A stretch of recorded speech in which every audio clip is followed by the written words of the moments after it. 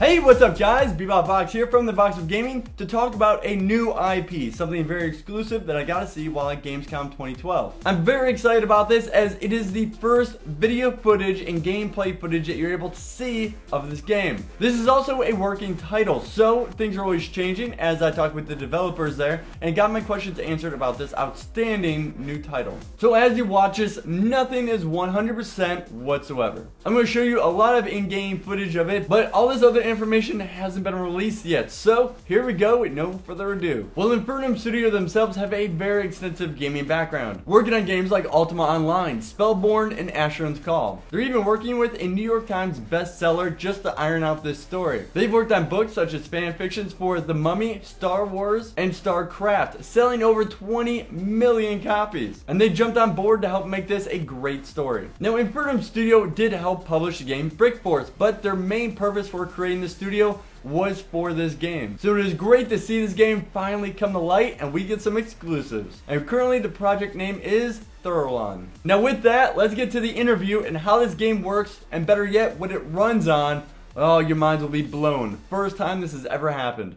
So here we go. As I said, it's built in the CryEngine 3, and it's actually going to run in your browser, the first open world sandbox MMO of its kind. Not only that, but there's a bigger surprise when you find out what it runs with, but I'll get to that. Now let's get into the game. Dragons are a key part of the story, and you yourself are a dragon rider, a super heroic, handsome looking dude. He has huge weapons, long hair, and it's very tongue-in-cheek, not taking itself too seriously and fun and artistic. Now this main warrior is just the key character for the prototype as well, so of course there's going to be other classes that are going to be in the works. So don't worry, you're not all going to look like this. The game itself is meant to feel like a living, breathing world. Change is always happening, and you can be directly involved with it and how it changes, which is where one of the sandbox elements come into play. How exactly? Well, you can build a city, house, and customize every little bit of your town, or a town that you work on with your guild. Some of the artwork here are just some of the attachments that you can add on, which you'll also be able to enter the house as well and customize the inside. This also applies to the walls of the city, and you also have to create strongholds and defend them as well. And each town will have this, a dragon landing pad, as you can actually fly around with your dragon. Not like an automated travel path, but a full environment that you can fly around. Now, being a sandbox open world, it won't force you to fight with another race. Instead, you create guilds and ally or wage war upon other guilds. So less race fighting and more player controlled, as PvP is a big aspect. Now here's where it gets even more interesting. So you have the main character, which is like a superhero, but you also have a secondary character system, like a sidekick, to accompany you on your adventures. So instead of yourself carrying on all those grinding, repetitive quests, like a typical MMO, why not have your secondary character actually take care of them for you? You would even be able to let your secondary character become a merchant in your own town. He can sell your equipment for you, and really overall be that social aspect of the game, while your main hero is out on adventures. But also during the interview, I joked around and asked if we could put our hero behind in the merchant counter instead of our secondary one. And they said they probably will not restrict this. But this is very early in development, so you could possibly even see your secondary characters running an entire town by themselves while you're on or offline. A big concern, of course, is making sure servers aren't uneven, but it's far away off from even considering that stage and knowing exactly how they'll go about taking care of it. Now, as for your main hero, there are 7 power sources, and it's a freeform kind of system. You don't have to pick just one, and you can mix and match these power sources. If you have a fully armored character and learn white magic, you have a type of paladin that you've created.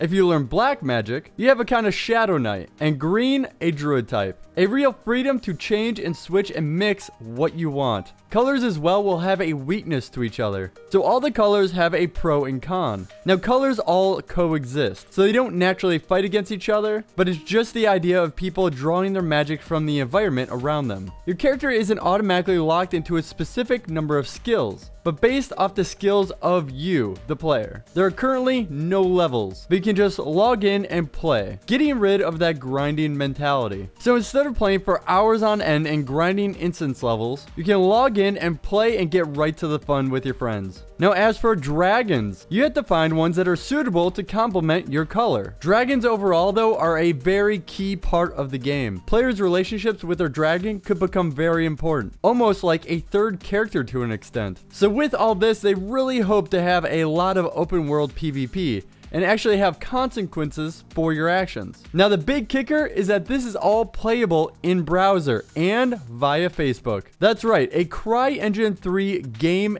in Facebook. Eat that, Farmville! This is the first of its kind to push those kind of limits with its graphics on a browser. In fact, you're even able to record with Fraps doing this and blow it up to full screen if you like. Now, there's no word yet on exactly how this will interact with Facebook, whether they'll be posting to your Facebook, but more so just use it in a way to connect and play with friends, rather than actually creating annoying posts that post every chance they can. Instead, focusing on the main aspect of the actual game itself. This way you can just log in, play, and it will be skilled based on you, and not having to grind all day. And there you guys go, Project Thurlon by Infernum Studio. Come on, even their logo is a little baby dragon. You know they were waiting for this game. So that was the most information that's currently out there about this game. Big thank you to Infernum Studio for inviting me for this exclusive interview. A very ambitious project which they are very passionate about. So if you want some of that artwork that I showed, they're currently on the website thurlon.com. Unless if the name changes along the line, there you go. I'll put it in the info below. Or annotate it right here. Alright guys, so be sure to subscribe if you want to keep up with all the gaming news and exclusives with the Box of Gaming every Tuesday to Friday and a podcast on Saturday. Be awesome YouTubers and gamers and click like if you enjoyed the video or this game. And if you want to keep the conversation going, feel free to talk to me over on Twitter, twitter.com/BebopVox. Thanks again for watching, and I will see you guys in game.